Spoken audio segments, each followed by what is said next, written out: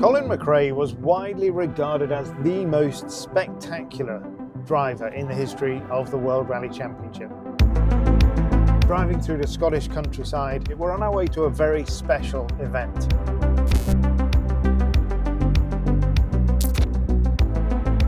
We've come here to Knockhill, 30 years on from a very special day, from the day Colin McRae was crowned World Rally Champion. But what made Colin McRae the World Rally Champion? We're going to talk to friends, to family, to colleagues, to competitors, and we're going to celebrate the legend that is Colin McRae. But first, let's go back to the beginning. The McRae name, thanks to Jimmy, was already universally known and appreciated in the sport of rallying. Inevitably, eyes were always going to be on the next generation. But when did we first hear of Colin? The McRae name came into my consciousness with Jimmy, because I'm a massive rally fan, and Jimmy was in the UK was the man for me. Always was. Such a hero. Jim's son, Jimmy McRae's son. This guy's quite good. And then, of course, in a hurry, he became very, very good. But I knew about him before. I knew because obviously the way he used to drive, very spectacular. Everybody knew about Colin McRae because not only he was a very good rally driver, but he had a lot of charisma already when he was young. So when I started car racing, coming out to karting, then it was at the time when Colin was just breaking in with the Nova.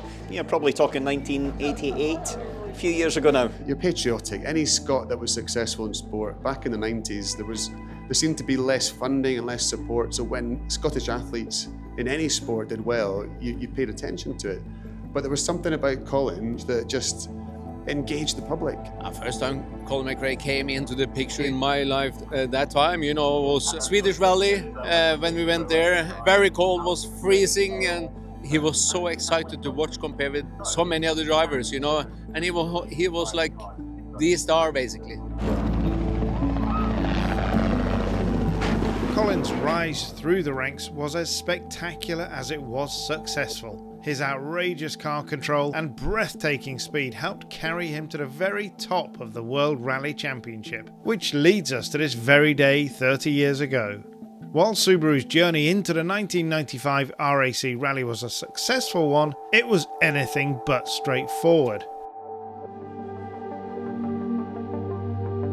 The day before the last day of the rally, there was only one stage to go called Pondarmentera at night.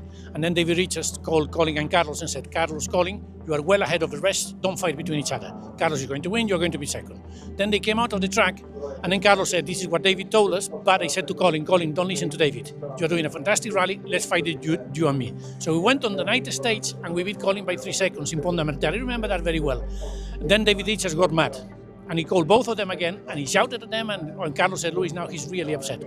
I can remember Colin giving the bin a good kicking in the service area when the whole you need to slow down business was going on. I was racing DTM by then, and I remember watching it on telly. The stuff in Spain was just shocking to me. I knew about the politics of the sport and everyone driving from Mercedes, but I was like, what the hell's going on? And I was totally against what they were doing there.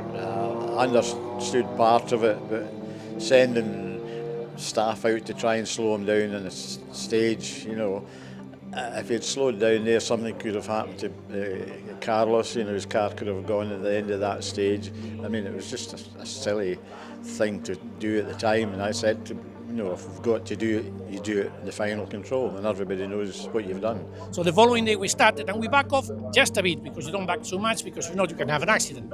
Colin didn't, then the team wanted to stop, he wouldn't stop, and at the end of the rally, he had to take a penalty in order for us to win the rally, and he was not pleased. And I was not pleased with him, because I had a very good relationship with him, and I spoke with Colin, and I said, Colin, it's not fair what you did. Carlos was very honest with you, he was very straight yesterday night when he said, Colin, we fight between ourselves. Then David said that, so I'm not happy with you, Colin. I have to tell you that. It was pretty intense, but I think the intensity that happened in Catalunya, it made, if you want to say, the fire in the belly was even more for the Rally GB. To be honest, I think that made Colin more determined that he was going to win the championship. And the following rally was Wales Rally GB. And in Wales Rally GB, I was in my room working on the maps and on the road books, and someone knocked on the door. And I opened the door, and it was Colin. And Colin opened the door and said, Luis, I come to excuse myself here. And I'm going to ask you please to ask for forgiveness for Carlos. And then Colin hugged myself, I hugged Colin, and we both went on tears. And if we had a good relationship before that, we had an even better relationship after that, because being a world champion, you know, a person, you have to be really humble to go and excuse yourselves. Sometimes people doesn't excuse themselves. We all make mistakes, you know. And that he realized, you know, I realized that he was a really nice person. With a contentious conclusion to Catalunya leaving Carlos Sainz as the winner and a deeply disgruntled Colin McRae in second, the result was an edge-of-the-seat title decider, with the drivers tied on points when they arrived in Britain. It would be winner takes all at the finish on November 22nd, 1995, and the world was watching. I was racing DTM by then, and I remember watching it on telly. I remember watching the stages, sort of counting him in, because he was mighty on the RAC. In those days, it wasn't like you can just get your phone out and follow live updates, and it was, you know, it was all CFAX, wasn't it? It was CFAX. And we were all watching it live, and just, again, we're rallying. It's not just the winning, it's getting to the finish. You're standing at the end of the stage and you're watching, you're checking your watch and checking times, and then it wasn't like this, where it is now, where you can practically follow the cars through the stages, you know, on your telephone. Then, you know, you didn't know what was happening until they got to the end of the stage. So, it was a stressful time. They had actually rolled in Pundershaw, but kept going, landed back in the wheels and kept on going. And when I get out of the stage, Colin was at the end of the stage working in the car because he'd had the puncture. So it was all happening pretty much while I was in the event, and he come past in the road section, he'd got the car repaired, and from then on it was just watching the times, because we would get the times at the end of every stage. Not on your phone, you got them on a big white board. You knew how far he was behind Carlos, and you kind of knew straight away that if he kept on driving at that speed, then he would catch and pass him, and he did. There is nothing you can do, you know. Sometimes someone is faster than you. It's not that you're doing something wrong, but some days other driver is faster than you. In some other rallies, we were faster than him. He was not able to beat Carlos in Finland, for example, which is a very difficult event. And there are rallies that you're better, and there are rallies that you're not, and you have to be very patient. You can't lose your head, because you're going to make a mistake and have an accident. And sometimes you have to realize, well, we are doing as much as we can, but that's what we can do. We cannot do more. I remember Jimmy. And I remember the Circuit of Ireland wins, I remember the British Rally Championship wins, but this is a World Championship. And to win a World Championship, you have to be super special. And so we were proud as a nation, I think, on that particular one. It was a long time coming, not just for Colin, but for the UK. Watching and thinking, my God, that is just brilliant. You know, flag out, donuts, just a sensational day.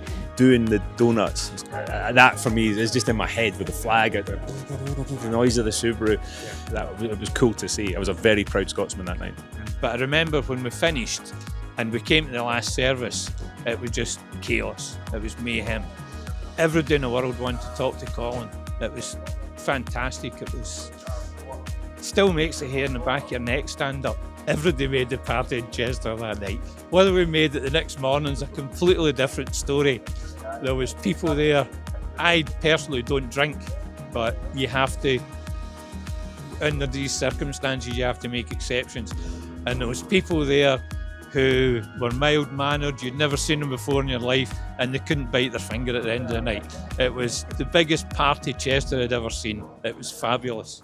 Everyone in Scotland's very proud of being Scottish, and I think that has something to do with it. We're a very patriotic nation, and for Dad to come along and be the youngest world champion at the time, the first Briton to do it, I feel like that makes people take a lot of ownership, and everyone remembers like where they were and the sights and the smells of Chester Racecourse if they were lucky enough to be there, and that sticks with people. And the more that I operate in this sport, the more I realise that rallying is such a tight-knit community, and everyone likes to be part of it and have their own stories to tell, and it is nice to hear those stories as you go about your day-to-day life at these events now. Yeah, I've watched back the 1995 season quite a few times, especially, I mean, you see the clip everywhere of Colin doing donuts in the square in front of the crowd, so that's of course that's a very special thing, and it pops up everywhere almost. Colin and I at that time weren't seeing each other, and I was in Canada. I had gone over to work on a ranch in Canada, and I picked up the Calgary Herald and I saw Colin on the back having won the World Championship. Sitting in my hotel room in Calgary, I phoned Colin. I actually think I phoned the house and obviously they're there having a party, so yeah, very special. Not long after that, he arrived on my doorstep with 2 bottles of Vive Clicquot champagne and asked me to marry him. So yeah, I was back home, back in Lanark. Once the partying had subsided and the hangovers had faded, it was clear Britain had a new motorsport hero.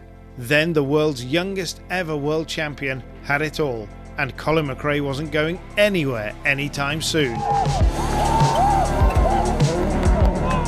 This was really the start of the internet time. It wasn't like when you were famous, there's a lot of famous people now, but to get the type of fame that Colin had with the games and everything else that came, that was not easy. That was an incredible thing. And in future years, even when he was maybe part-time rallying or had finished, it was like going around with Elvis. I mean, he was inspirational, wasn't he? It just, everybody wanted to do what Colin McRae was doing, and nobody could. I mean, he was just an absolutely incredible driver. I didn't really know Colin at that point. We didn't get to know each other, I think, about 97. But by that point, he was this god. He really was. And then as the years went on, it was him and Burnsy, and how lucky were we as rally fans to witness that just battle. It was like Blur, Oasis, all that stuff that was going on. It was front page news. Rallying was front page news in the UK. Their antics, the things they got up to, and then, of course, Some of their antics. Some shall remain forever in the vault. Wherever you were in the world, you would get it on TV. Out in Australia, in a training camp, we'd all sit around and watch the World Rally rounds coming on, the highlights on the TV. Colin was an enigma. That's all I can say. Everything Colin done was to the limit. I used to love sitting on YouTube and just searching my dad's name and watching as many videos as I could. And it does sort of make you wish that you were there to experience it, but I came along a couple of years later. But it just seems like it really ignited the nation's passion for the sport, sport in general really, but for rallying in particular. Well, I mean, you look around this paddock, any of these, or Callum's car or Bat, as soon as that car fires up, people come because they know the sound.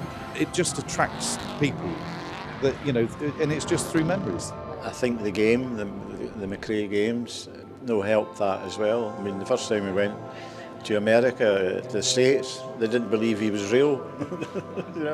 He was a real person. Played a lot of Colin McRae game together before he came out to test. We were sitting in a hotel room around the world and sitting in the bed, driving, writing down how to improve it. That then brought it to a different generation that said, who is this Colin McRae chap that I'm doing that rally game on? And then they went on and found out who he was. And he broke a few sort of, I would say, generational gaps there. People would just absolutely lose their mind when they saw Colin, and it was a lovely thing because he'd earned every bit of that with his success. He'd put rallying on the front and the back pages of newspapers all around the world. At his core, he was a once-in-a-generation talent. But what made him such a good driver? I went on every test to try to learn most as possible when I was on the test with Colin McRae. I was waiting the whole day and I got the chance to get it at the end, he come 6th gear and flat out and the back end into the corners. I was thinking, is this the fastest way? His ability was incredible. I remember one rally, we were going along a disused railway line, and he was getting faster and faster and faster. And I'm saying, do you know there's a bloody corner up here? Can you see the corner? And then it was just knocking it down the gears and round the corner. I was like, how did we get round that corner at that speed? You could hear that Subaru popping and banging for miles before it came in, and once he got into the area, say for instance, Sweet Lamb was my favourite, the ball. It was electrifying because he knew he was coming. The air horns were going off, the flares were going up, the fireworks were going off, and it didn't matter if it was during the day or night time. So yeah, he was phenomenal, and his car control was just, I don't think there's anybody been like him since, to be fair. It's something that I wish I had first-hand experience of. I actually just can't imagine being at the side of a forest stage and watching Dad go by. But it seems pretty magical when you hear people's stories, see videos, and the emotional response that people feel when they're talking about my dad and his driving is something really, really special. I think he had more natural talent, balance, feel, whatever you want to call it, for any type of transport. I think a bit of fearlessness, definitely, but more calculating than you think. He always liked people to think he was a bit of a pirate, a bit of a I don't care. But a lot of thought into everything he did. He was very car sympathetic, mechanically sympathetic, and he understood the car, and he used that to great effect on Safari, Acropolis Rally. These rougher events where he was one of the quickest for sure from A to B and fairly flamboyant with it. But when it came to these events, he could dial it back and just do enough to win the events. The Safari Rally where he went out with the Focus and didn't test the car was basically brand new, and everybody thought, we all thought we would be in an early plane home, but he was quick, nursed the car and won that rally, without winning a stage. Nobody would believe that could happen with Colin. I think Colin was one of the most naturally gifted drivers of any discipline that's ever been, and you speak to, I think his name is mentioned alongside the likes of Ayrton Senna, I think in terms of his pure driving skill and natural talent. He was a very, very good test driver as well.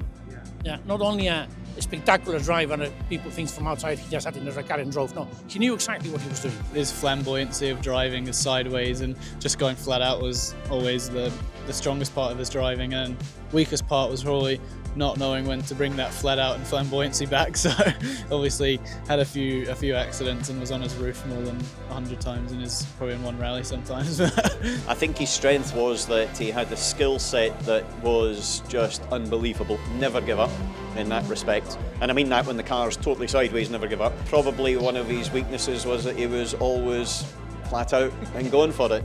And there's times when I'm sure Malcolm Wilson or ProDrive here, got Hugh Chambers, who's now Motorsport UK, but he was very much involved in that World Championship success. We're thinking, oh my goodness, Colin, risk profile a little bit less, but that's the character, and that's what made him do these special things. That's what made him win the rallies that he did, and ultimately the World Championship. I rode with him a couple of times on a test. It was just so natural, he didn't have to try really. He just sort of got on with it, and then he'd be asking you questions, where are we going for a pint tonight? But for all his exploits behind the wheel, there was a human being. A friend, a father, a son, a brother, and a husband. What was life like with Colin away from the rally car? I had the family man, I had the husband, I did his laundry, we had dinner together every night, so I obviously saw another side of him, a very caring, loving husband. And also when we went on rallies as well, I couldn't believe just how calm he was, like getting up in the morning for a rally, it was just like second nature to him, it was just his job. Where do you start with Colin? There's so many stories, a lot of which we can't tell. We had some crazy schemes. We always had these mad schemes. We were going to buy an island at one point off the west coast of Scotland. We were going to put 2 houses on it and a motocross track in the middle. We were going to learn to fly aeroplanes. Honestly, the utter madness of it was God, what a privilege it was to be his pal. I remember when I got married for the first time, and of course everybody's given all these bloody gifts of certain china or whatever, and Colin gives me a 3-headed dog from Harry Potter. And he just went, good luck, son. Well, Colin, the whole family, we had vacations together, and the whole family is that time, I didn't have any possibility, money or something. If we went for lunch or dinner and stuff, he paid for me, and it was very giving person, to be honest with you. I don't know if everybody have the same story about him, but I have that story about him anyway. He was very generous. I don't know if it's necessarily surprising because I don't know what energy he gives off, but he was a rotten cook. He was not good. My mum would go on horse riding competitions for a couple nights at a time, and Dad got left to the cooking and it would always just be takeaways. I think once he tried to make a pasta and he burnt the pasta to the bottom of a pot that had boiling water in it. So that one's a bit of a surprise, I'd say. He also used to eat cheese and Marmite and honey on toast all at the same time. So a bit of an interesting palate on the man, I think. When he had his, Dario likes to call him his Mark II teeth, when he had his teeth done, we would meet up for lunch after it in Edinburgh. I remember him turning up with these new teeth. He's like, all right, boys. And he's got like this whistle that his new teeth got. I'm like, you got a bit of turbo whistle there, Colin. What do you mean? And recorded it. He's like, oh, I made it a wee adjustment. But he's talking about sort of being there, and the dentist had been up on the chair torquing his teeth in. It was so funny. He had a bit of a weird thing for weird trainers. He liked Gucci shoes. He had a red pair that we were a bit, I wasn't sure of them, but he thought they were great. The stuff that I enjoyed most was when we were out on motorbikes. You know, that was always the best part. And I've said it before, where if he can't win, he just grabs onto the fork leg of your bike and stops you trying to pull away. But that's the way it was. I think it was, obviously I don't remember so much, I was very young, but obviously there's some photos of us all together and those sorts of, but of course he dedicated so much to his family, and I think he'll live on forever. There's plenty of stories, I think, like everybody here, but there's ones that can be shared and ones that are best kept in your personal memory banks. But there was lots of nice stories. There was lots of stories just about the human aspect to him, the whole family as well. And I just sit now and think 30 years since he dominated the world, but at the same time there's just a smile for everything that he did for the nation, for rallying, but also just the friendship and the personality himself. It's clear that Colin's life was lived to the fullest in every sense. There's the mantra, which the world has come to know and associate with that swashbuckling Scot. It's the one which sums up his bravery, his courage and his character. If in doubt, flat out. I think that's the way he lived his life. That was it, and I think today, honestly, we hit the tyres.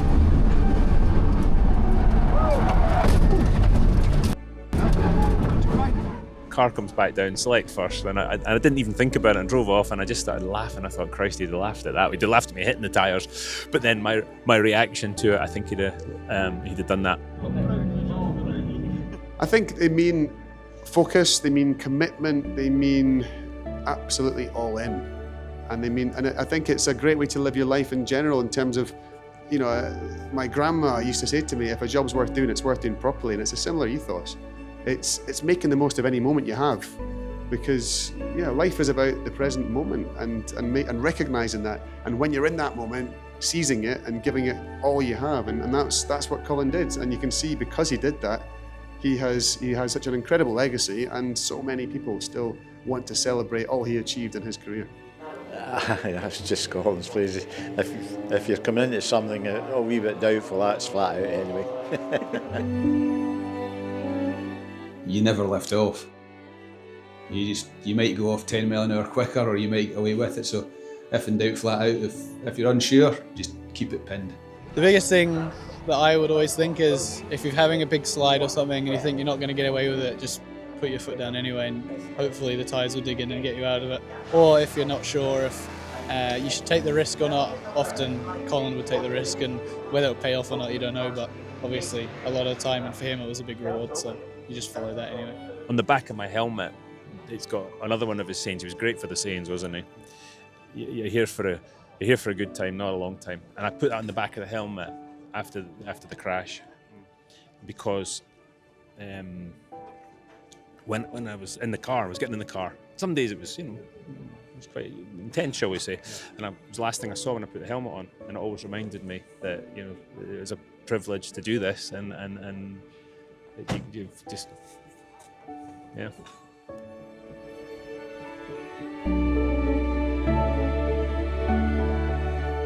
That's the phrase that scared me off in the build up to this event. The amount of people that have commented if in doubt flat out on my Instagram recently. I'm like, guys, this is the first rally. We don't need any of that. But do you know what? It follows you, and for good reason. I think it's an iconic phrase, and hopefully one day I'll get to the point that I can be flat out.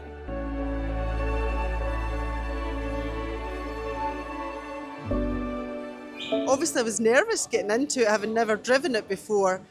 I've always kind of passed these special occasions up to other people, but today I thought, no, it's my turn. I'll sit in it and see if I can make this thing go. And it was wonderful. So glad I have. And I got it a wee bit sideways, and I actually managed to get it into fourth gear.